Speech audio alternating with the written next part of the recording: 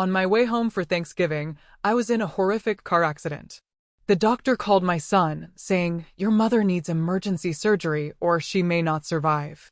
Instead of rushing over, my son replied, "I'm hosting a Thanksgiving party. If she dies, let me know. I'm not dealing with paperwork tonight." Hours later, I woke up and saw my chart marked "New Legal Guardian Assigned," and that guardian was. Can you even imagine hearing those words? Uttered about your own mother, in her darkest hour, by her own son? I didn't hear them directly, of course. I couldn't. At that moment, I was fading in and out of consciousness, my body a mangled mess, bleeding internally, my ribs shattered in 3 places, my left lung fighting for air. I was clinging to life after a brutal car accident. But later, much later, when I finally clawed my way back to the waking world, tangled in tubes and breathing through a mask, a nurse, her face etched with a mix of pity and quiet rage, delivered that gut-wrenching sentence straight to my heart. I'm Helen, and I'm 73 years old. In my life, I've endured more than my fair share. I buried a husband far too young, raised a child alone, stared down breast cancer, and learned to stretch a fixed income until it screamed for mercy. I thought I knew what heartbreak felt like. I was wrong. This was a different kind of pain altogether. It was soul-crushing, a betrayal so profound it threatened to shatter the very core of who I was. Let me take you back to that day, Thanksgiving Eve. The sky had already started to darken, that early winter dusk that always arrives too soon. I was driving on Interstate 94, heading towards my son Jason's house in the suburbs. My hands gripped the steering wheel a little too tightly, the way they always did on this particular drive. On the passenger seat beside me, 2 pumpkin pies, store-bought but dressed up with fresh whipped cream I'd made that morning. I'd also brought a green bean casserole, the one Jason used to ask for every year when he was little. He hadn't asked for it in probably 15 years, but I'd made it anyway. Old habits die hard, especially for a mother. The radio played softly, some holiday station recycling the same dozen songs everyone knows by heart.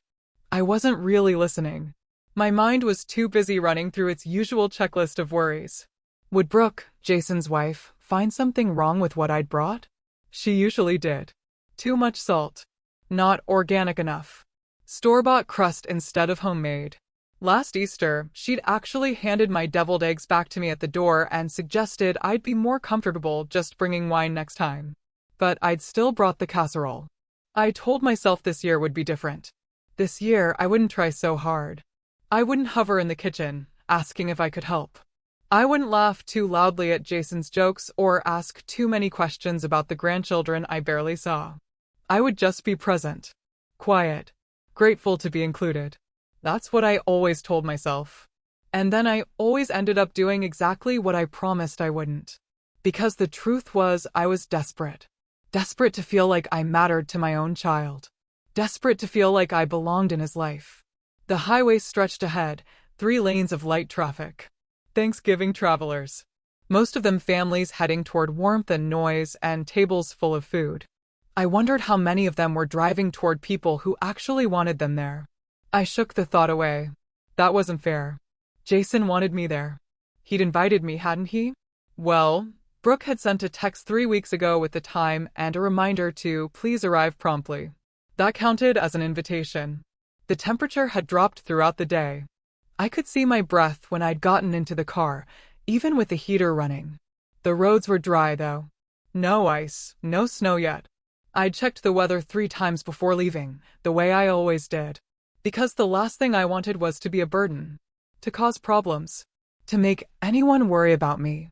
If only I'd known that worry was the last thing my son would feel. Traffic slowed as I approached the junction where 94 meets Route 12.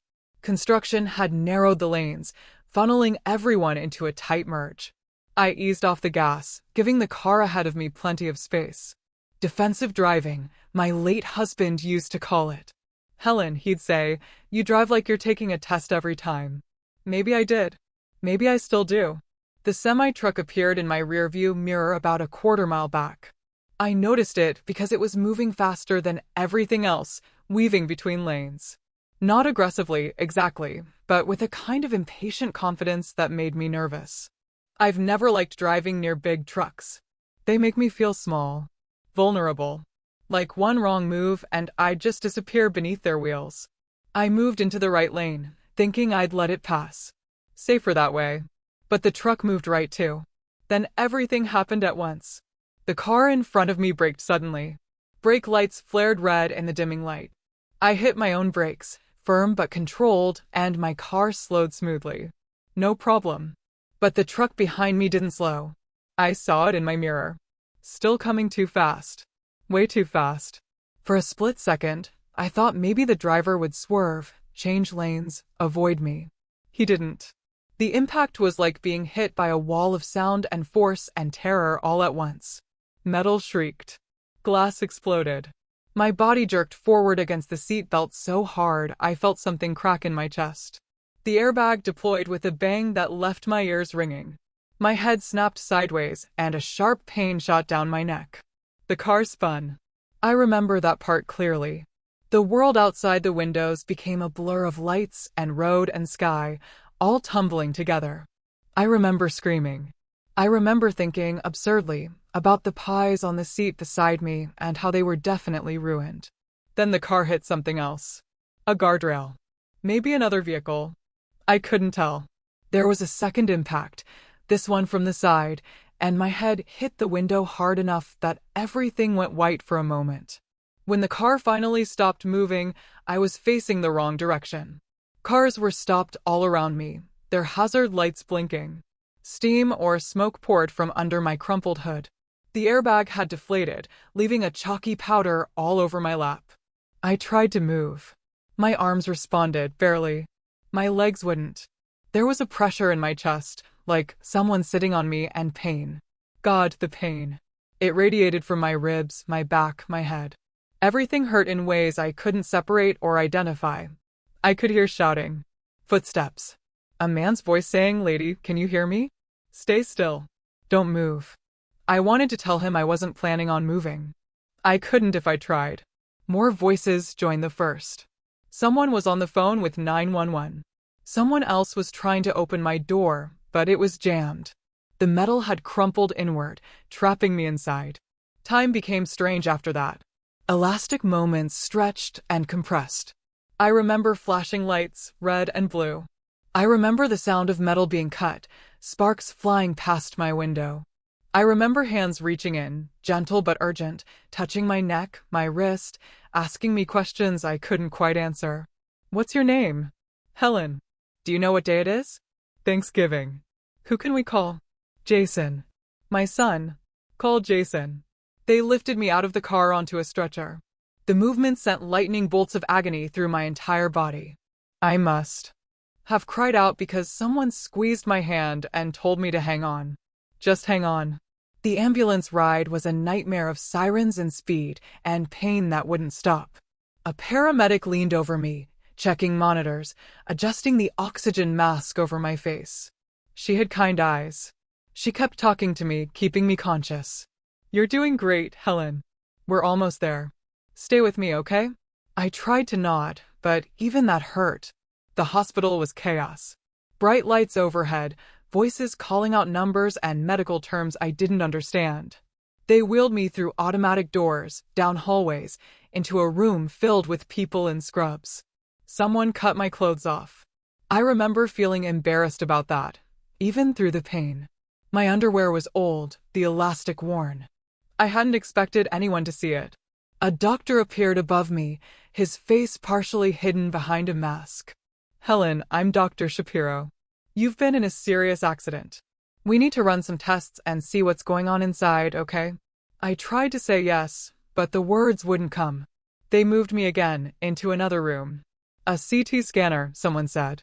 I was slid into a white tube while machines whirred and clicked around me. When they pulled me out, the doctor's face was grim. "We need to get her into surgery," he said to someone I couldn't see. "She's bleeding internally.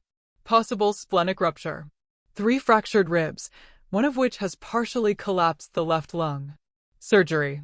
The word registered through the fog of pain and shock. I needed someone to sign. I needed Jason. A nurse appeared beside me, phone in hand. "We're calling your emergency contact now," she said. I closed my eyes, relief washing over me despite everything. Jason would come. He'd sign whatever they needed. He'd be worried, upset, but he'd be there. I heard the phone ringing on speaker once, twice, 3 times. Then Jason's voice, distant and distracted. "Hello. Is this Jason Whitmore?" "Yeah, who's this?" "This is County General Hospital. We have your mother, Helen Whitmore, in our emergency room. She's been in a serious car accident and needs immediate surgery. We need you to come in and sign consent forms." There was a pause. Music and laughter in the background. "A party? How serious?" Jason asked. The nurse glanced at the doctor, then back at the phone. "Life-threatening. Without surgery in the next hour, she may not survive." Another pause. Longer this time. Then, in a tone I'd never heard from my son before, flat, cold, and utterly devoid of concern, he said the words that would replay in my head for the rest of my life. "I'm hosting Thanksgiving. If she dies, let me know. I'm not dealing with paperwork tonight." The line went dead. The nurse stared at the phone, her expression frozen in disbelief. Dr. Shapiro's jaw tightened. "Call again," he said. He couldn't have meant that. But I knew. Even as the darkness pulled me under, even as they lowered the mask over my face and told me to count backward from 10, I knew. My son had meant every word. When I woke up the second time, the pain was different. Dull, manageable. Whatever they'd given me was working, wrapping everything in a soft, medicinal haze that made the world feel slightly unreal. The same nurse from before was there, checking something on the monitor beside my bed. She noticed my eyes open and offered a smile, but it was a sad smile. The kind people give you when they know something you don't want to hear, or, in my case, something I'd already heard and wished I could unhear. "How are you feeling?" she asked, adjusting the flow on my fore. I tried to speak, but my throat was still raw. She offered me that sponge again, letting me wet my lips. "Sore," I finally managed. "That's to be expected. You've been through major surgery, but you came through beautifully." Dr. Shapiro was able to stop the bleeding and repair everything that needed repairing. "Your lung is reinflated. You're going to be okay, Helen. Physically, maybe. But there were other kinds of damage that no surgeon could fix." The memory of what she'd told me before came rushing back. Jason's words. His refusal. The flatness in his voice when he'd said those unthinkable things. I must have made some kind of sound, because her expression shifted to concern. "Do you need more pain medication?" I shook my head. The pain I was feeling wasn't the kind that came in a syringe. She pulled the chair closer again and sat down. This was clearly going to be another difficult conversation. "Helen, I know what I told you earlier was incredibly hard to hear, but I want you to know that you're not alone. Someone made sure of that." I looked at her confused. After your son refused to sign the consent forms, we were in a very difficult position. We couldn't legally proceed without next of kin approval, but we also couldn't just let you die. Dr. Shapiro was about to petition for emergency judicial override when someone showed up in the waiting room. My heart beat a little faster. The monitor beside me registered the change. "A man came to the front desk asking about you. He'd heard about the accident on the police scanner. Used to be a volunteer firefighter, apparently, and he still listens to the emergency channels. When he heard your name, he drove straight here." "Who?" I whispered, though I already knew. She'd told me before, but my brain had been too foggy to process it fully. She looked down at the clipboard in her hands, then back at me. "Jamal Carter." The name settled over me like a blanket, heavy with memory and time. Jamal Carter. I remembered him now, the weary, underfed teenager I'd known maybe 15 years ago. Tall and lean, with eyes that held too much hurt for someone so young. "He told the staff he knew you," the nurse continued, "that you'd been important to him a long time ago. He was very insistent that someone needed to advocate for you." Jamal. He convinced Dr. Shapiro to let him sign as your temporary medical guardian. "It's not standard procedure, but given the circumstances, and given that your listed emergency contact had explicitly refused." She trailed off, leaving the sentence unfinished. I closed my eyes, trying to picture Jamal as I'd last seen him. He'd been in his early 20s then. He stayed through your entire surgery, the nurse continued. Sat in the waiting room for 4 hours. When Dr. Shapiro came out to tell him you'd made it through, he cried. My chest tightened, and it had nothing to do with my broken ribs. He's been back 3 times since then to check on you. Left his phone number at the desk and made us promise to call him the moment you woke up, which, if you're up for it, I'd like to do now. I didn't trust my voice, so I just nodded. She stood up and walked to the phone mounted on the wall. I watched her dial, heard the faint ringing on the other end. Then a voice answered, male, deeper than I remembered, but with a warmth that I recognized immediately. This is Jamal. Mr. Carter, this is County General. Helen is awake. She's stable and doing well. There was a pause, then a sound that might have been a laugh or a sob or both.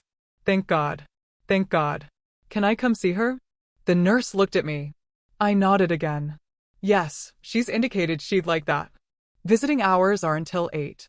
I'll be there in 20 minutes. The line clicked off. The nurse hung up the phone and turned back to me. He sounds like a good man, she said quietly. I thought about the boy I'd known. The teenager. Who'd shown up at the church food pantry so many years ago, hungry and alone. The kid who'd flinched every time someone raised their voice. The young man who'd sat at my kitchen table doing homework while I made dinner. Both of us pretending it was normal, pretending he wasn't sleeping in his car most nights. He is, I whispered. Or he was. I don't know what he is now. Well, you'll find out soon enough.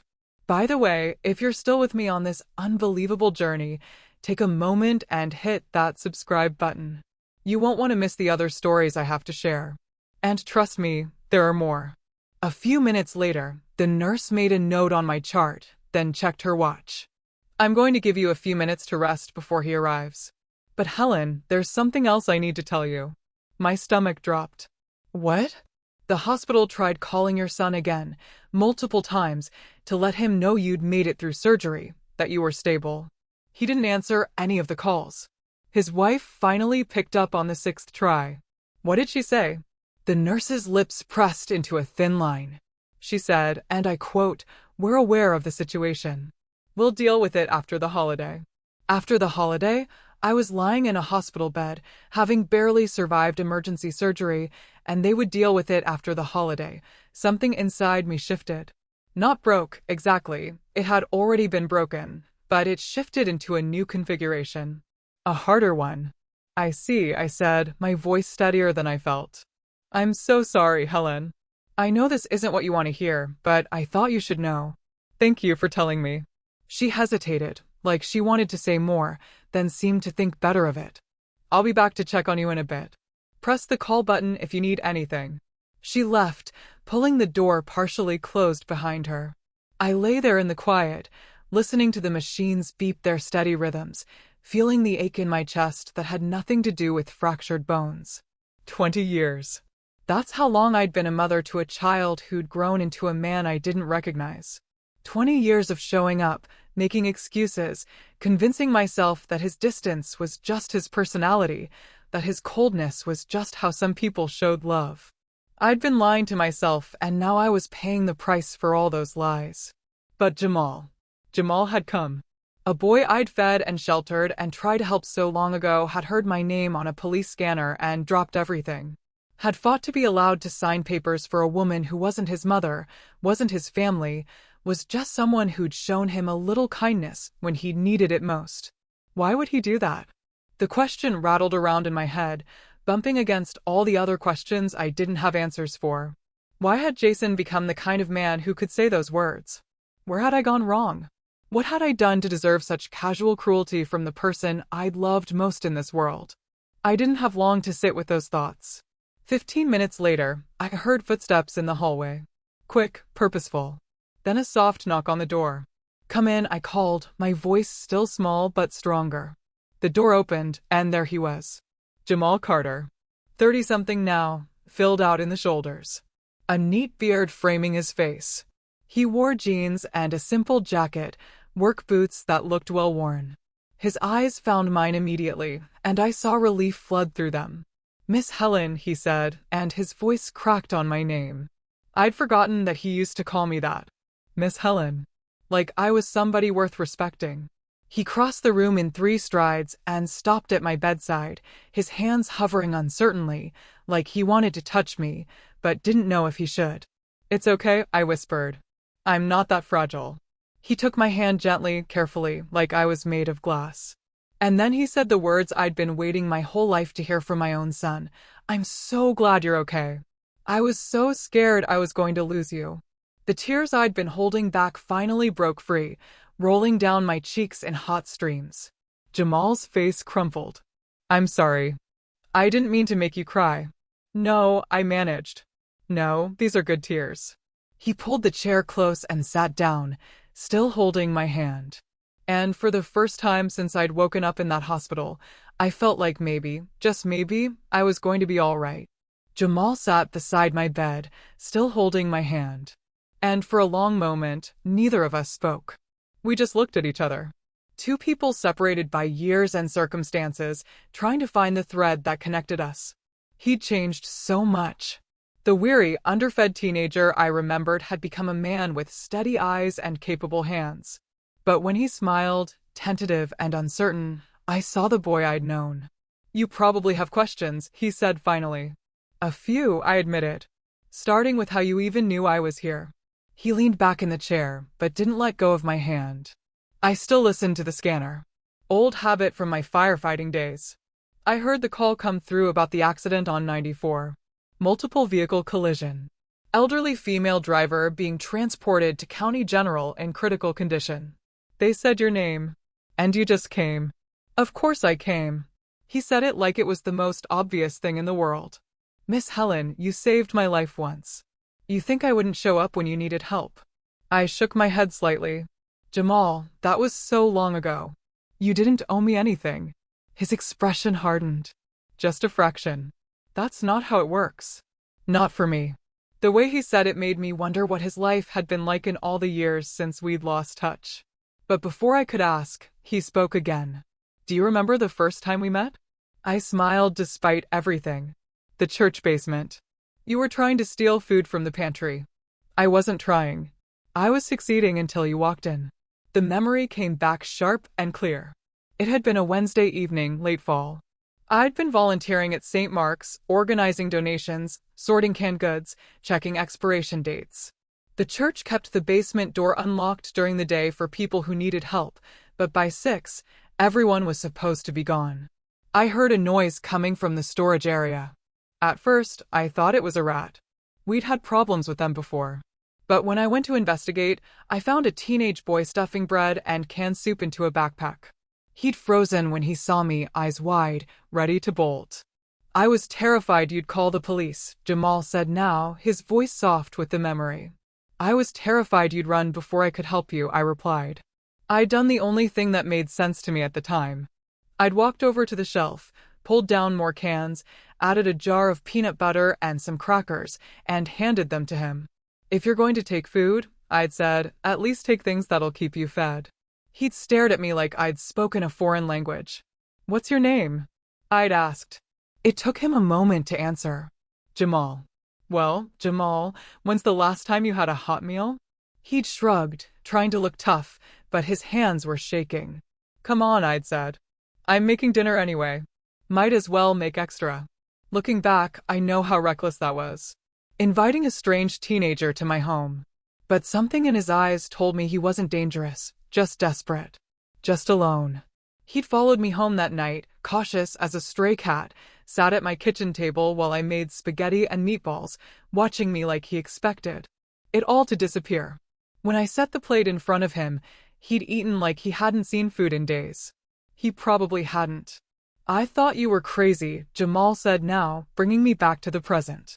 Nobody just helps people like that. Not without wanting something. I didn't want anything. I know that now. But back then, I kept waiting for the catch. Kept waiting for you to tell me what I owed you. You didn't owe me anything. You kept saying that.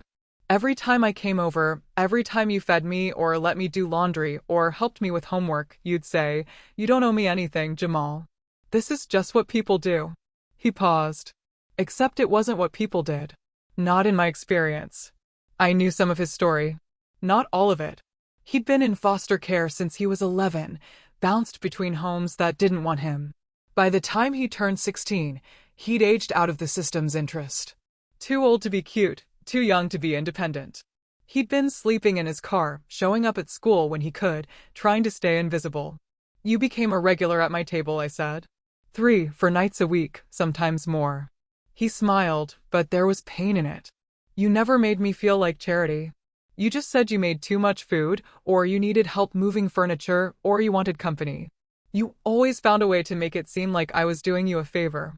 You were. I was lonely. My husband had been gone 5 years by then. Jason was away at college, calling less and less. The house felt too big, too quiet. Having Jamal around had helped fill that silence. You taught me things, he continued. How to balance a checkbook, how to file taxes, how to change a tire, all the stuff nobody had ever bothered to show me. Basic life skills. Everyone should know those things. You also taught me that not everyone in the world was out to hurt me. That was a harder lesson. I remembered the walls he'd built around himself. How long it had taken for him to trust me. The first time he'd laughed at one of my jokes. Really laughed. I'd felt like I'd won something precious. What happened after you graduated high school? I asked. We'd lost touch around then. I'd always wondered. I joined the fire department as a volunteer. Needed something structured, something that felt like it mattered. Did that for a few years, then went to trade school. I'm an electrician now. Have my own small business. Pride swelled in my chest. Jamal, that's wonderful. It's honest work. Pays the bills. I've got a little house over on Maple Street. Nothing fancy, but it's mine. He paused. I looked for you a few times over the years. Drove by your old place, but you'd moved. I downsized after Jason got married. Didn't need all that space anymore. I should have tried harder to find you. Should have stayed in touch. Life gets busy. I understand. No, his voice was firm. There's no excuse. You were there for me when nobody else was. I should have been there for you. You're here now, I said quietly. That's what matters. He looked down at our joined hands. When he spoke again, his voice was thick with emotion. When I heard your name on that scanner, Miss Helen, I swear my heart stopped. And when I got here and they told me what your son said.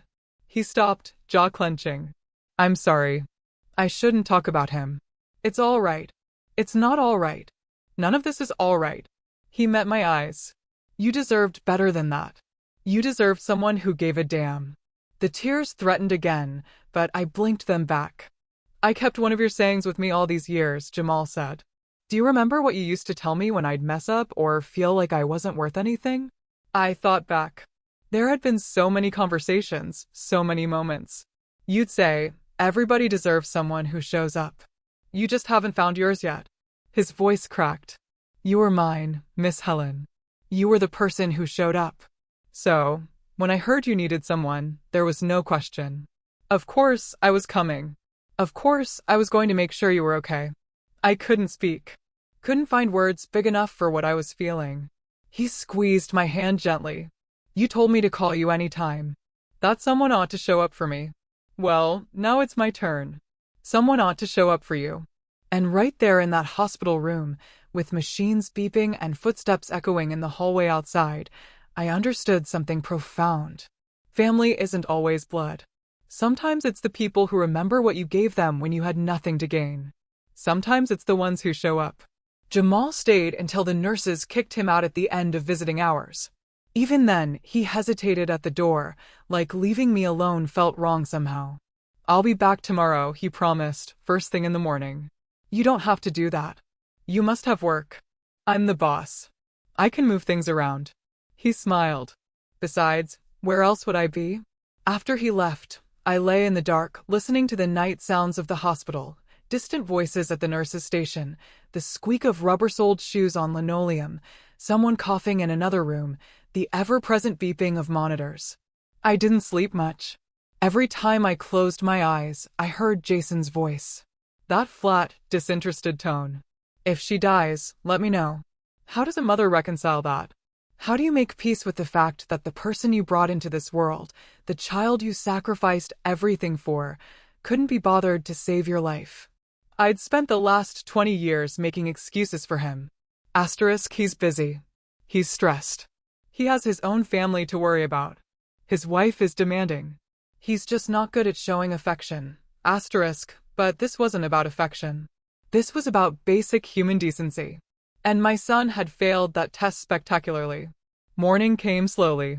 A different nurse brought breakfast, checked my vitals, helped me sit up a little straighter. The movement sent pain shooting through my ribs, but it was manageable. Everything was manageable compared to the alternative, which was being dead. You have a visitor, the nurse said cheerfully. That nice young man from yesterday's back. Jamal appeared in the doorway, holding 2 cups of coffee and what looked like a paper bag from the bakery down the street. I know hospital food is terrible, he said, setting everything down on the rolling table. Brought you a blueberry muffin. Still your favorite. I stared at him. You remembered that? I remember a lot of things. He settled into the chair beside my bed, the same one he'd occupied for hours yesterday. How'd you sleep? Not great. Yeah, I figured. He pulled the lid off one of the coffees and handed it to me carefully. Light and sweet, right? Right. We sat in comfortable silence for a moment, sipping coffee. It was good coffee. Much better than whatever the hospital was serving. The small kindness of it made my throat tight. I've been thinking, Jamal said finally. About what happens when you get out of here? I go home, I suppose. Back to my apartment. By myself. With broken ribs and recovery ahead of you. I'll manage. I always do. He set his coffee down and looked at me seriously. Miss Helen, I'm going to ask you something, and I want you to be honest with me. Has your son called? Has he come by? Has he checked on you at all? The answer sat heavy in my chest. No. His wife? No. Jamal's jaw tightened, but he kept his voice even. Okay, so here's what's going to happen. You're not going home alone. You're coming to stay with me for a few days, maybe a week, until you're steady on your feet. Jamal, I can't ask you to do that. You're not asking. I'm telling you. His tone was gentle but firm. I've got a guest room. It's small, but it's comfortable. I work from home half the time anyway, so I'll be around if you need anything. And before you argue, let me remind you that you did the exact same thing for me about 100 times. That was different. How? You were a kid. You needed help. And you don't. He leaned forward. Miss Helen, you almost died 3 days ago. You had major surgery. You can't lift anything. Can't drive? Probably can't even shower by yourself without help. That's not weakness. That's just reality. I wanted to protest, to insist I'd be fine, but the truth was, I was terrified of going back to my empty apartment, of being alone with nothing but my thoughts and the echo of my son's cruelty. Why are you doing this? I asked quietly. He looked surprised by the question. You really don't know? I gave you some meals. Let you use my washing machine. That doesn't warrant all this. Is that really what you think you did? He shook his head slowly. Miss Helen, you gave me the first safe place I'd had in 5 years. You treated me like I mattered, like I was worth something. Do you have any idea how rare that is? I just did what anyone would do. No, his voice was sharp now. Not angry, but insistent. That's not what anyone would do. Most people crossed the street when they saw me. Most people assumed I was trouble. You saw a hungry kid and you fed him. You saw someone struggling and you helped. No judgment, no conditions, no strings attached. You were a good kid. I was a scared kid, an angry kid. I shoplifted. I skipped school. I got into fights. I wasn't some innocent victim. He paused. But you looked past all that. You saw something in me I couldn't see in myself. I didn't know what to say to that. There was this moment, Jamal continued, his voice softer now. Must have been 2 months after we met. I was at your place doing homework, and I knocked over a glass of water. Just an accident, but I flinched so hard I nearly fell out of the chair. I was waiting for you to yell, to hit me, to throw me out. I remembered that night. The way he'd gone pale, his whole body tensed for violence that never came. You just handed me some paper towels and said, "No use crying over spilled water." Then you got me another glass and went back to making dinner like nothing happened. He smiled, but his eyes were wet. That's when I knew you were different. That's when I started to believe maybe the world wasn't all bad. Oh, Jamal, you told me that night you call me anytime. Someone ought to show up for you. I never forgot that. Never. He reached out and took my hand again. So when I heard you were here, when I found out what your son said, there was no question in my mind. Someone needed to show up for you, and that someone was going to be me. The tears came then, hot and fast, and I couldn't stop them. You don't think I'd let you die, do you, Miss Helen? His voice broke. After everything you did for me, you don't think I'd just walk away? I don't deserve this, I whispered. Yes, you do. You deserve every bit of kindness you showed me reflected back at you 1,000 times over. And if your son can't see that, if he's too busy or too cold or too whatever to be here, then that's his loss. His failure. Not yours. Something shifted in me then. A weight I'd been carrying for years, the weight of constantly trying to earn my son's love, suddenly felt lighter. I raised him wrong, I said. I must have. Otherwise, he wouldn't be like this. No, Jamal's voice was firm. You can't blame yourself for how he turned out. You did your best. Sometimes people just choose to be selfish. That's on them, not you. But how did I not see it? How did I miss all the signs? Because you loved him. And love makes us blind sometimes. He paused. But you know what? I think part of you did see it. You just didn't want to believe it. He was right. Some part of me had always known that Jason's distance wasn't just personality or circumstance. It was choice. He'd chosen his comfort over my needs, his convenience over my life. What do I do now? I asked. Now, Jamal smiled. Now you let me take care of you for a change. You rest, you heal, and you stop making excuses for people who don't deserve them. A knock on the door interrupted us. Another nurse appeared. This one older, with graying hair and kind eyes. Helen, there's someone here to see you. She glanced at Jamal, then back at me, her expression uncertain. Your daughter-in-law. My stomach dropped. Brooke. Jason's wife. Jamal stood immediately, his posture protective. Do you want me to stay? I thought about it. Part of me wanted him to leave, to avoid the confrontation, but another part, a stronger part, wanted him right there beside me. Yes, I said. Please stay. He nodded and moved to stand near the head of my bed, close enough that I could feel his presence. Send her in, I told the nurse. The door opened wider and Brooke walked in.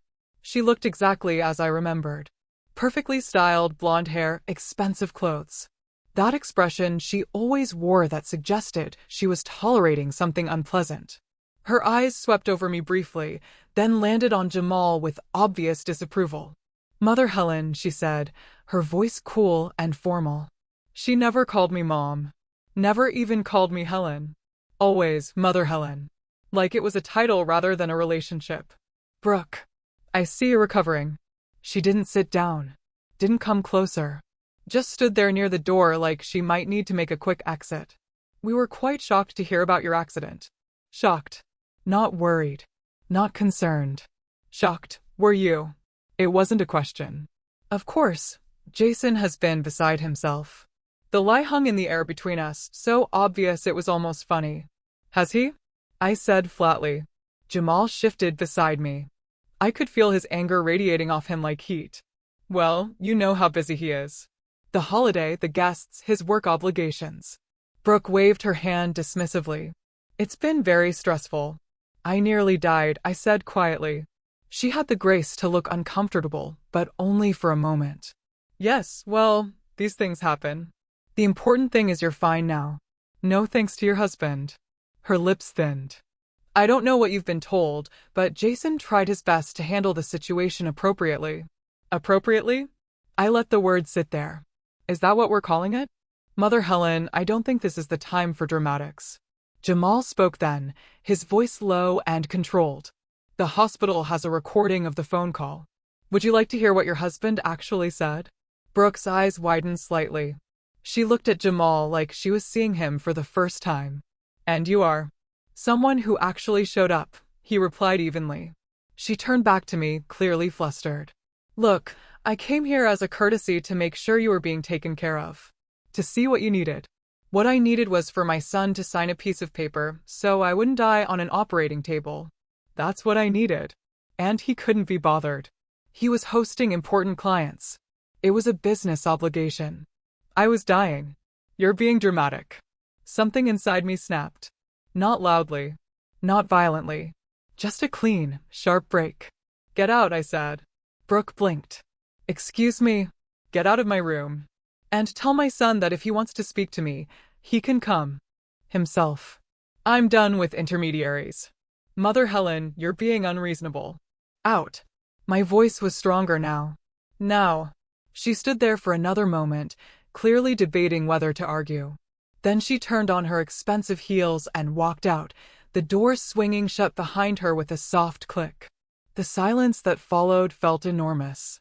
Then Jamal started laughing. Not cruel laughter, but the kind that comes from relief and pride and joy all mixed together. Miss Helen, he said, grinning. That was beautiful. And despite everything, despite the pain and the heartbreak and the betrayal, I found myself smiling too. Because for the first time in 20 years, I'd stopped making excuses. And it felt like freedom. The days that followed Brooke's visit settled into a strange rhythm. Physical therapy in the mornings, painful but necessary. Meals I could barely taste. Sleep that came in fits and starts. And through it all, the deafening silence from my son. No phone call, no text message, not even a flower delivery with one of those generic cards that said, "Thinking of you." Nothing. Jamal came every day, sometimes twice. He'd bring me things from the outside world, a magazine, a decent cup of soup. Once, he brought me a small potted plant because he said the room needed life in it.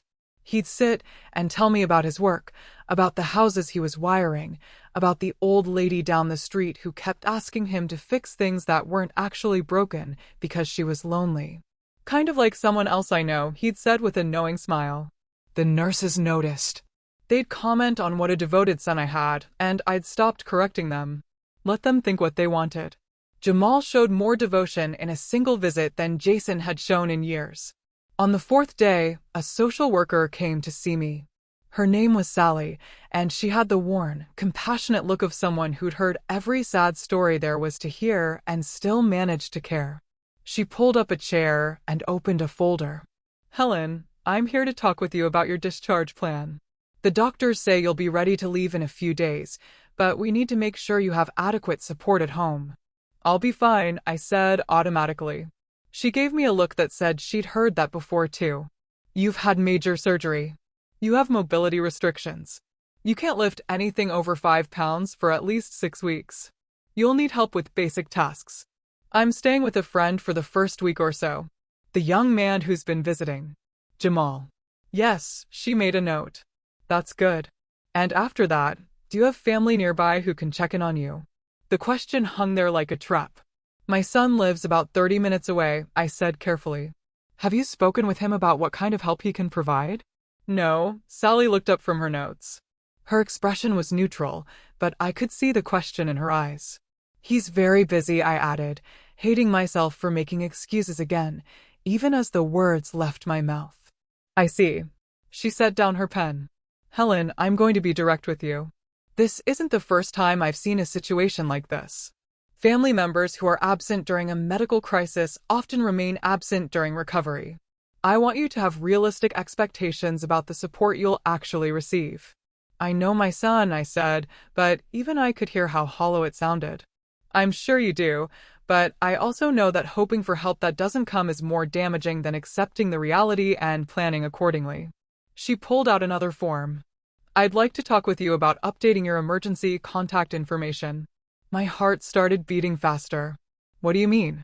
"Right now, your son is still listed as your primary emergency contact and medical power of attorney.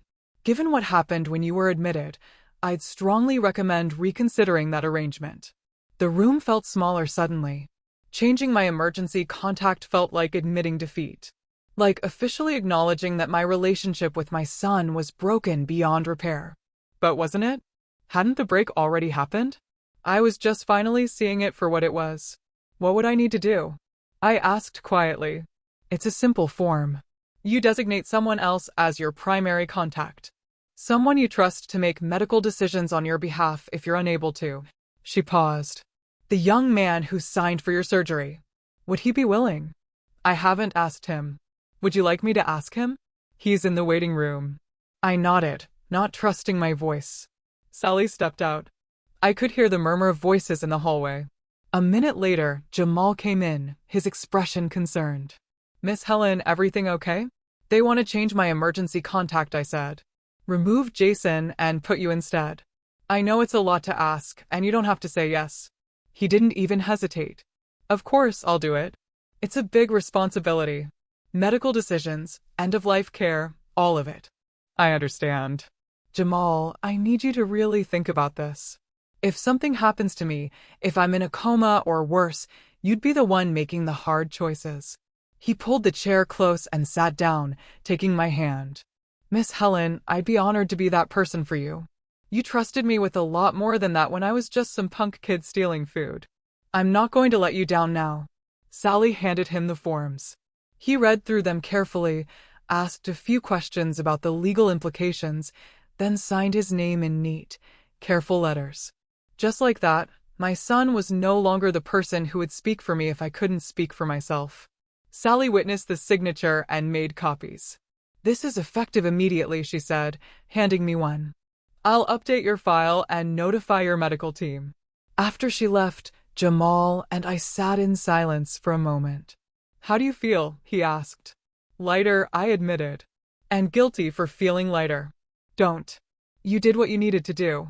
He squeezed my hand. And for what it's worth, I take this seriously. I promise I'll always advocate for what you want, not what's easiest. I know you will. That evening, after Jamal had gone home, I lay awake thinking about all the ways I'd tied myself to Jason. Emergency contacts, medical power of attorney, my will which left everything to him, the key to my apartment that he'd never used, the standing invitation to Sunday dinners that he'd stopped accepting years ago. All these threads connecting me to someone who'd made it clear I wasn't a priority. The next morning, a volunteer came around with a cart of books and magazines. She was an older woman, maybe my age, with bright eyes and a warm smile. Anything catch your interest, dear? She asked. I'm fine, thank you. She started to move on, then paused. You know, I've been volunteering here for 12 years. I've seen a lot of patients come through, and I've learned that the ones who do best are the ones who let people help them. I'm not very good at that. Most of us aren't. We spend our whole lives taking care of other people. When it's our turn to receive care, we don't know how to accept it. She set a paperback on my side table, something to think about. After she left, I picked up the book. It was a mystery novel, nothing special, but the fact that a stranger had thought to offer it, had taken a moment to talk with me, meant more than she probably knew. Meanwhile, my phone sat silent on the table. No calls, no messages, just the time and date, staring back at me. On the 6th day, Jamal arrived with unexpected news. I talked to Dr. Shapiro this morning. He says you can be discharged tomorrow if you're ready. That's good. So, we'll get you settled at my place. Make sure you're comfortable and then we'll take it day by day. He sat down. But there's something else I want to talk with you about. What's that? Your apartment. When you're ready, I think we should go through it. Make sure it's set up for your recovery. Clear some space. Move furniture if needed. Install some grab bars in the bathroom, that kind of thing. You don't have to do all that. I know I don't have to. I want to. He leaned forward. But I also think while we're there, you should go through some of your paperwork, your will, your financial documents, all that stuff. Make sure everything reflects what you actually want, not what you set up 20 years ago when things were different. He was right, of course, but the thought of it exhausted me. Not everything has to be decided right now, Jamal continued. But start thinking about it. Start thinking about what you want your life to look like going forward. Who you want in it. You don't. That last part hung in the air between us. I keep waiting for him to call, I admitted. I keep thinking maybe he'll come through that door and apologize and explain and make it all make sense somehow. And if he doesn't, then I guess I'll have my answer. Jamal nodded slowly. You deserve better than waiting for crumbs of affection from someone who should be giving you the whole loaf. The truth of that statement hit me hard. I'd been living on crumbs for years. A brief phone call here. Obligatory holiday visit there. The occasional "love you, Mom" tossed out as he was hanging up. And I'd convinced myself that was enough. that I should be grateful for whatever small pieces of attention he was willing to give. But it wasn't enough. It had never been enough. "Tomorrow we get you out of here," Jamal said, standing up. "And then we start figuring out what comes next, on your terms, not his." After he left, I did something I should have done days ago. I picked up my phone and opened my messages. Found Jason's name. And I typed, "I'm being discharged tomorrow. I'm staying with a friend for my recovery. I've changed my emergency contact. If you want to talk, you know where to find me." I read it 3 times. Then I hit send. The message showed as delivered. Then, a minute later, as read. I waited. 10 minutes. 20. An hour. No response. And somehow that silence said more than any words could have. It told me everything I needed to know about where I stood in my son's life. Nowhere. I turned off my phone and set it face down on the table. Tomorrow I would leave this hospital room. Tomorrow I would start healing. Not just physically, but in all the other ways I'd been broken. And tomorrow I would stop waiting for my son to become the person I'd always hoped he'd be. Because at 73 years old, I was finally learning that some people never change. And some silences are louder than screams. 2 weeks before Christmas, I finally felt strong enough to return to my apartment. Jamal drove me, insisting on carrying everything up the stairs, despite my protests that I could manage. The apartment felt different, smaller somehow, quieter, like it belonged to a different version of me. "You okay?" Jamal asked, setting my bag down in the living room. "Just strange being back. Want me to stay for a bit? Help you settle in?" "I think I need to do this part alone, but thank you." He hugged me carefully, the way he always did now. My ribs were finally starting to heal. "Call me if you need anything." And I mean anything, even if it's just to talk. After he left, I walked through the room slowly, taking inventory, not just of my belongings, but of my life. This was where I'd lived for the past 8 years, where I'd waited for phone calls that rarely came, where I'd made excuses and swallowed hurt and convinced myself that distance was normal. In the bedroom closet, I found the boxes I'd been avoiding. Old photos, letters, birthday cards Jason had sent over the years, each one more generic than the last. I sat on the floor and went through them. Really looked at them for the first time. The shift had been gradual. When he was young, the cards were personal, hand-drawn pictures, messages that said, "I love you, Mom." But as he got older, they became store-bought cards with his signature and nothing more. Then they came late. Then they stopped coming at all. I'd told myself he was just busy growing up, building his own life. But the truth was simpler and harder. He'd stopped caring. My phone rang. An unknown number again. I almost didn't answer, but something made me pick up. "Helen? It's your sister-in-law, Patricia. Jason's aunt, my late husband's sister." I hadn't spoken to her in months. "Patricia, hello. I just heard about your accident." "I'm so sorry, honey. How are you feeling?" "I'm recovering. Thank you for asking." I tried calling Jason to get details, but he's been very short with me. Said everything was handled. She paused. "Helen, what's going on?" "The family is saying some concerning things." I closed my eyes. Of course, they were. "What are they saying?" "That Jason wasn't there for you? That someone else had to step in? That there was some kind of falling out?" Her voice softened. "Is it true?" And, just like that, the dam broke. I told her everything. The accident, the phone call, Jason's refusal, Jamal signing the papers, the hospital stay, the silence. When I finished, Patricia was quiet for a long moment. "That son of mine," she finally said, and I realized she meant my late husband. He'd be ashamed. Absolutely ashamed. It's not his fault.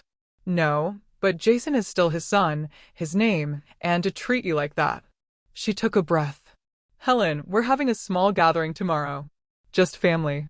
A belated Thanksgiving since the actual day was such a disaster. I'd like you to come." My stomach dropped. "I don't think that's a good idea." "Why not?" "Your family. You belong there. Jason will be there." "Yes, he will. And so will everyone else. And maybe it's time everyone heard the truth." Her voice turned firm. "Helen, I love my nephew, but what he did was unacceptable. And if he's been telling people a different story, well, that needs to be corrected. I don't want to cause a scene. Then don't cause a scene. Just come, tell the truth. If anyone asks, let Jason explain himself. She paused. Unless you're afraid. That word stung. Afraid? Afraid of what, exactly? Of confronting my son? Of speaking the truth in front of his family? Maybe the truth was I'd been afraid for years. Afraid of rocking the boat. Afraid of making him angry. Afraid of losing what little connection we had left. But what connection was there to lose? He'd already made his position clear. What time? I asked. 2 o'clock, my place. And Helen, bring your friend. The one who helped you. I'd like to meet him. After I hung up, Jamal appeared in the doorway of the guest room. He'd been giving me space, checking on me periodically, but mostly letting me rest. Everything okay? He asked. That was Jason's aunt. She's having a family gathering tomorrow. She wants me to come. Do you want to go? I don't know. Part of me thinks I should just let it go. Move on.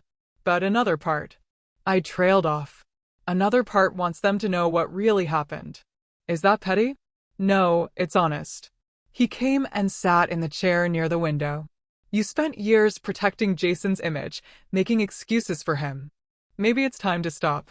She wants you to come too. He raised his eyebrows. Me? Why? She wants to meet the person who actually showed up. A smile tugged at his mouth. I'm in if you are. But Miss Helen, I need you to think about what you want from this. Are you going for closure, for confrontation, for vindication? I thought about it. I think I'm going so I can stop wondering. Stop hoping.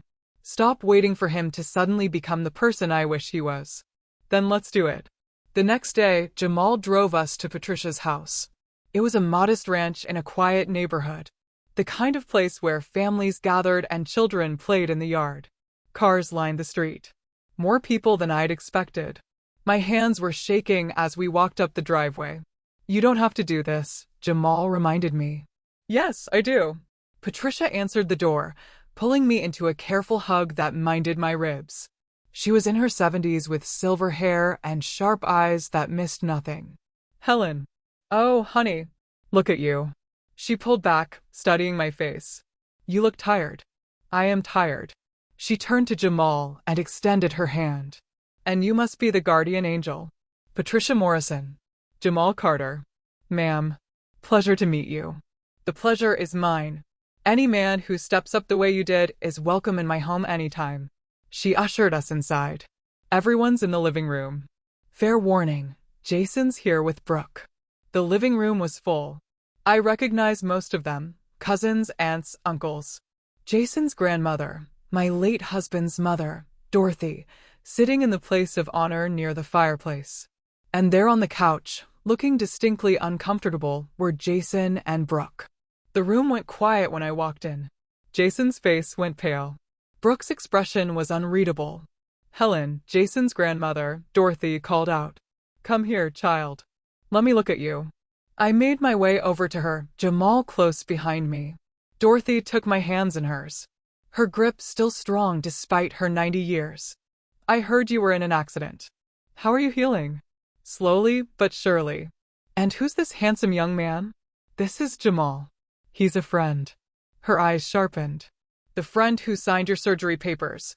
Word traveled fast in this family. Yes, ma'am. She looked at Jamal for a long moment, then back at Jason, who was studiously avoiding everyone's eyes. Interesting.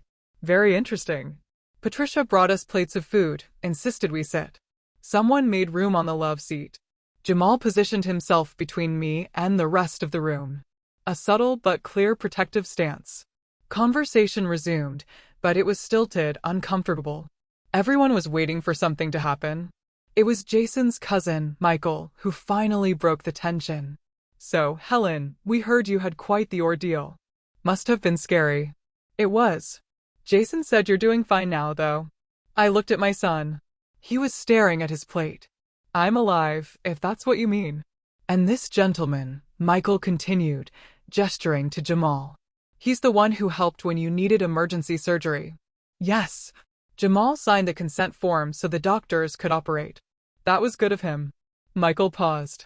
I'm a little confused, though. Why didn't Jason sign them? The room went completely silent.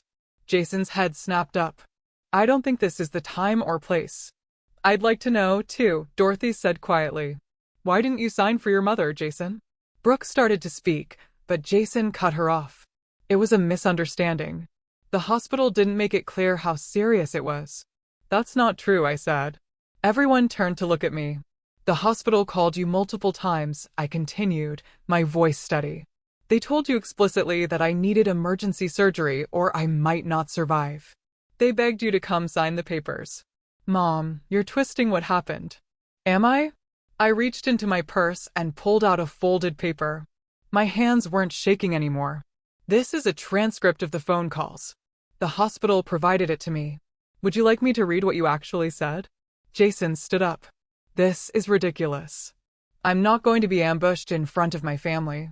Sit down, Jason, Dorothy said. Her voice was soft, but carried absolute authority. He sat. Helen, Dorothy continued. Read it. I unfolded the paper.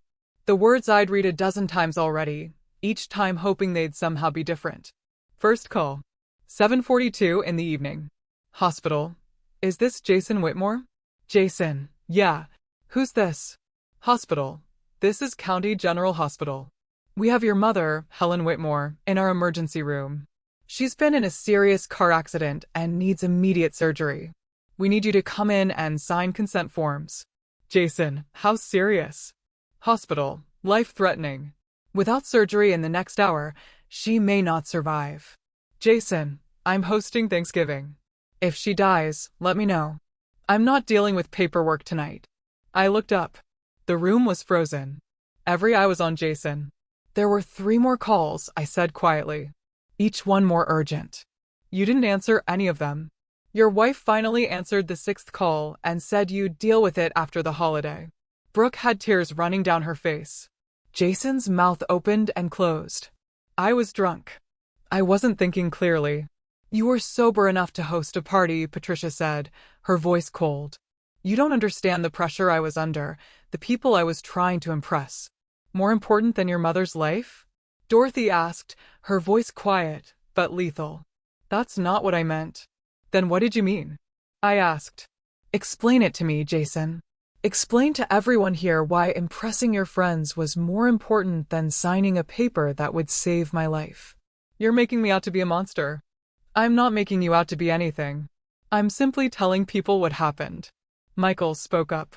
Jason, man, this is bad. This is really bad. You don't know what it's like, Jason said, his voice rising. Having her always needing something, always calling, always wanting me to visit, always making me feel guilty for having my own life. The words hit like physical blows. When have I ever made you feel guilty? I asked, a tremor in my voice. Every time you call. Every time you invite me over. Every time you ask about the kids. It's constant pressure. I call you once a week if you answer. It's still too much. Dorothy's voice cut through the room like a blade. Jason Michael Whitmore, your father would be ashamed of you. Don't bring Dad into this. Your father spent his entire life teaching you about responsibility, about family, about showing up for the people who love you. Her voice shook with anger. And you couldn't be bothered to sign a piece of paper to save the woman who raised you alone after he died. I made a mistake. You made a choice, I said. And that choice showed me exactly where I stand in your life. Nowhere. Jason stood again. Fine. You want me to be the villain? I'll be the villain, but don't pretend you were some perfect mother. You were overbearing. Clingy. You drove Dad crazy, and you drove me crazy too. The cruelty in his voice was stunning. But instead of breaking me, it crystallized something. You're right, I said calmly. I wasn't perfect. No parent is, but I loved you with everything I had. I worked 2 jobs to send you to college. I helped you when you were in financial trouble. I showed up for every milestone. Even when you made it clear you didn't want me there. And when you needed me, I was there every single time. I stood up slowly, Jamal immediately at my side to steady me. But I'm done now.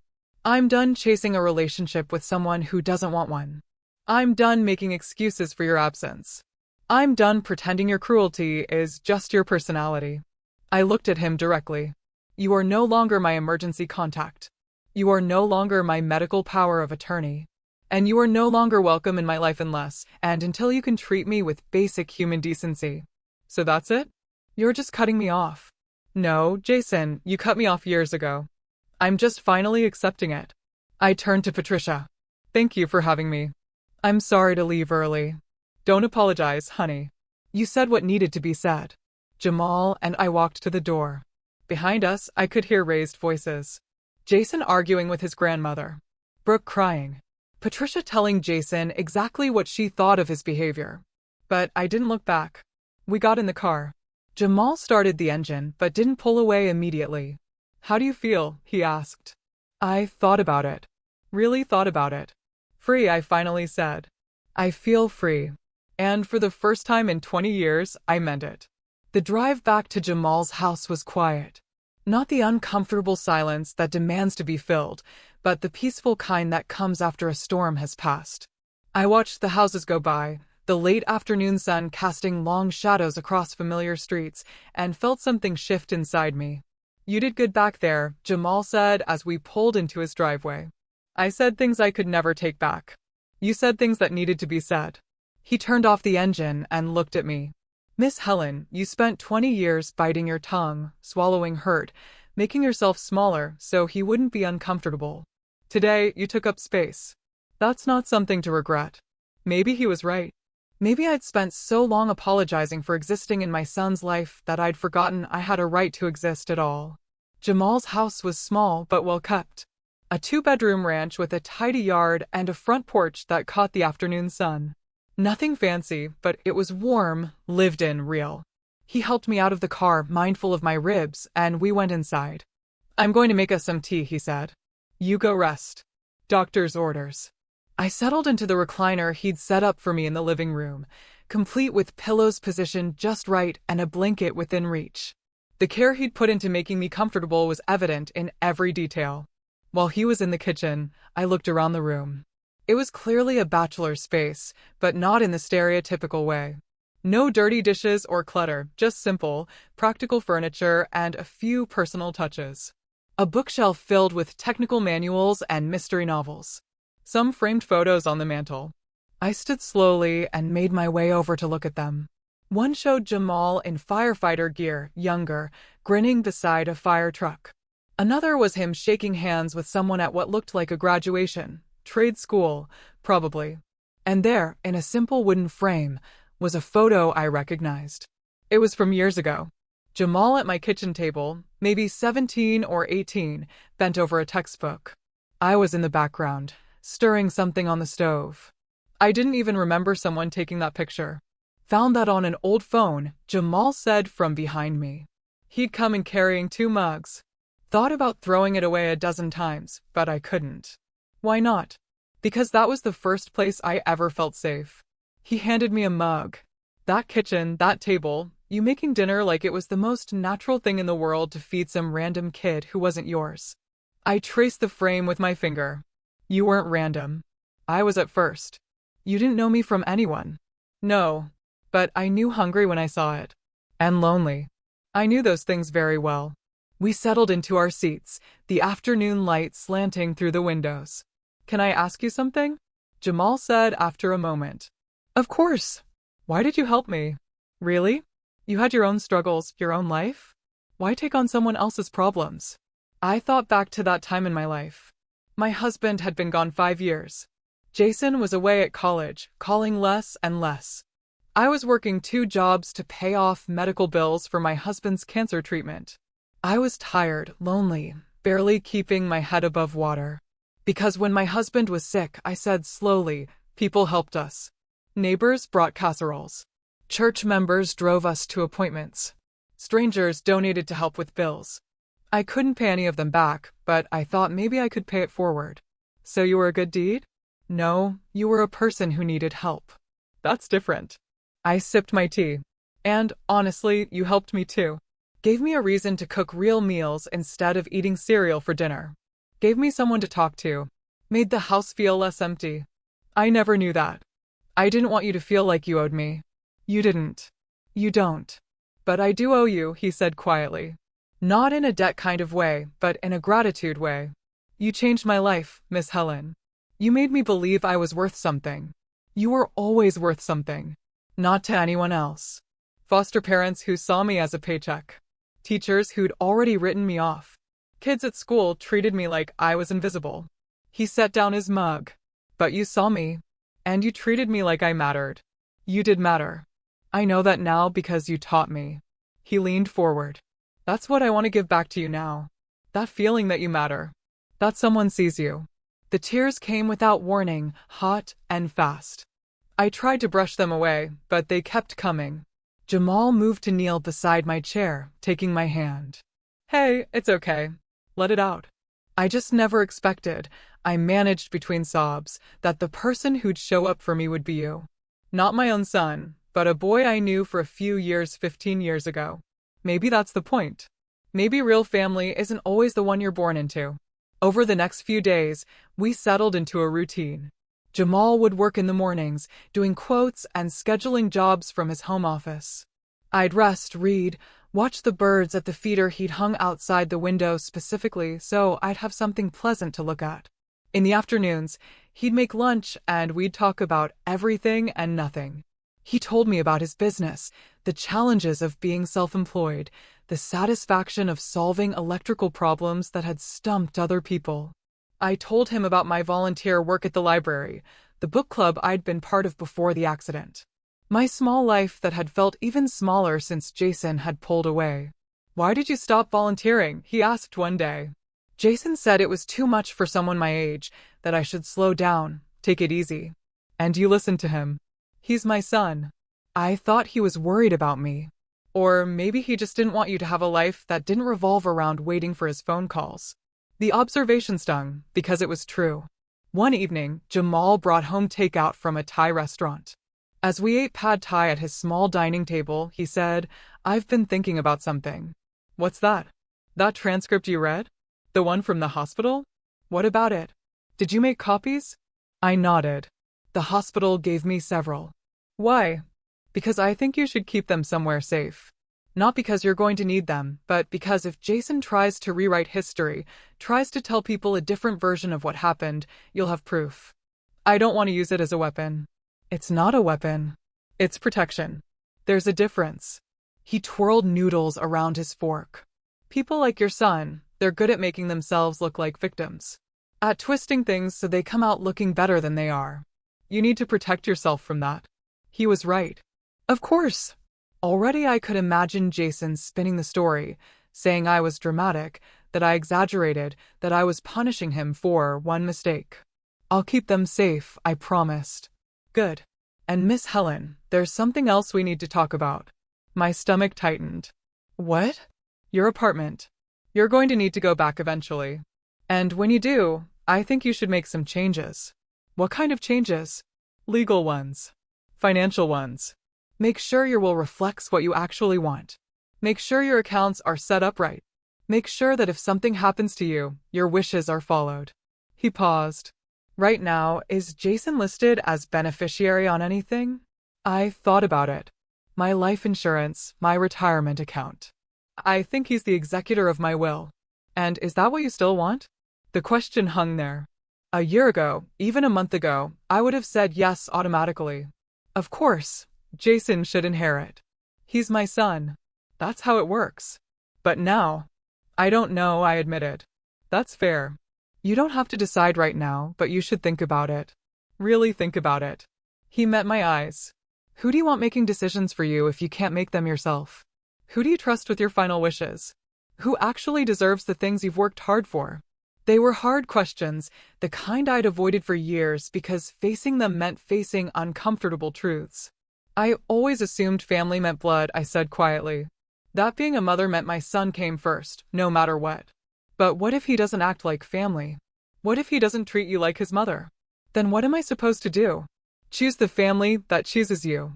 He said it simply, like it was obvious. Miss Helen, I'm not trying to turn you against your son. If he wakes up tomorrow and realizes what he's lost and tries to make it right, that's between you and him. But in the meantime, you deserve to be surrounded by people who actually care, who actually show up. That night, lying in the guest bed, I thought about family, about what it meant, about the difference between obligation and love. Jason was my son. That was biology. That was history. That was 20 years of my life poured into raising him. But Jamal was here, present, caring for me without being asked, without expecting anything in return. Which one was really family? The next morning, I woke to the smell of coffee and something baking. I made my way slowly to the kitchen to find Jamal pulling muffins out of the oven. "Blueberry," he said with a grin. "Still your favorite, right?" "You remembered." "I remember everything you taught me, Miss Helen, including how to take care of people who matter." We ate breakfast together as morning light filled the kitchen. And I realized something profound. I'd spent 20 years trying to earn my son's love. But here was someone who loved me freely, without conditions, without keeping score. Here was someone who'd remembered my favorite muffin flavor after 15 years. Here was someone who showed up. And maybe that was what family really meant. Not the people you're bound to by blood, but the people who choose to bind themselves to you through loyalty, through care, through presence. "Jamal," I said as he refilled my coffee. "Thank you." "For what?" "For being here. For remembering. For showing me what it feels like to actually matter to someone." He set down the coffee pot and came around the table. He hugged me carefully, mindful of my still healing ribs. "You've always mattered, Miss Helen," he said quietly. Some people were just too blind to see it. And standing there in that small kitchen, wrapped in a gentle hug from someone who wasn't my son, but felt more like family than my son ever had, I finally understood. I hadn't lost a son. When Jason turned away, I'd gained something better. I'd gained someone who knew what it meant to show up, and that was worth more than all the blood ties in the world. New Year's Eve came. Jamal and I watched the countdown on television, ate too much cheese and crackers, and toasted with sparkling cider at midnight. "To new beginnings," he said, raising his glass. "To found family," I replied. "To people who show up." To people who show up, we clinked glasses, and I felt something I hadn't felt in years. Hope. Not hope that Jason would change. Not hope that things would go back to how they used to be, but hope for the future I was building, for the life I was choosing, for the person I was becoming. I was 73 years old. I'd almost died. I'd been abandoned by my own son. I'd lost the family I thought I had. But I'd gained something infinitely more valuable. I gained myself back. And I gained a family that actually deserved the name. So here's what I want you to understand, whoever's listening to this story. Family isn't always blood. Love isn't always unconditional. And, sometimes, the bravest thing you can do is walk away from people who make you feel small. My son refused my emergency surgery. He told the hospital to let him know if I died. He chose a party over my life. But someone else showed up. Someone I'd helped years ago when he had nothing. Someone who remembered kindness and returned it 1,000-fold. That's the person who became my family. That's the person who showed me what real love looks like. And that's the revenge I chose. Not hurting Jason, not punishing him, not making him pay. Just living my life, being happy, choosing people who chose me. Because in the end, the best revenge isn't making someone suffer. It's showing them they didn't break you. It's proving you're fine without them. It's building a life so full of genuine love that their absence doesn't even leave a hole. That's what I did. And if you're in a similar situation, dealing with family who treats you like you don't matter, who takes you for granted, who only shows up when it's convenient for them, I want you to know something. You deserve better. You deserve people who show up. You deserve to be chosen. And if the family you were born into can't give you that, then find the family who can. Because at the end of the day, the people who love you will show it. And the people who don't, they're not worth your time. So, here's my advice. Stop chasing people who don't chase you back. Stop making excuses for people who don't show up. Stop accepting crumbs when you deserve the whole meal. Choose yourself. Choose peace. Choose the people who choose you. That's the real revenge. That's the real victory. That's the real happy ending. And I'm living it every single day. Now, I want to hear from you. Have you ever been in a situation where family let you down? Where someone who should have been there wasn't? How did you handle it? Tell me what you think in the comments below. I really want to know. Thank you for watching. Take care.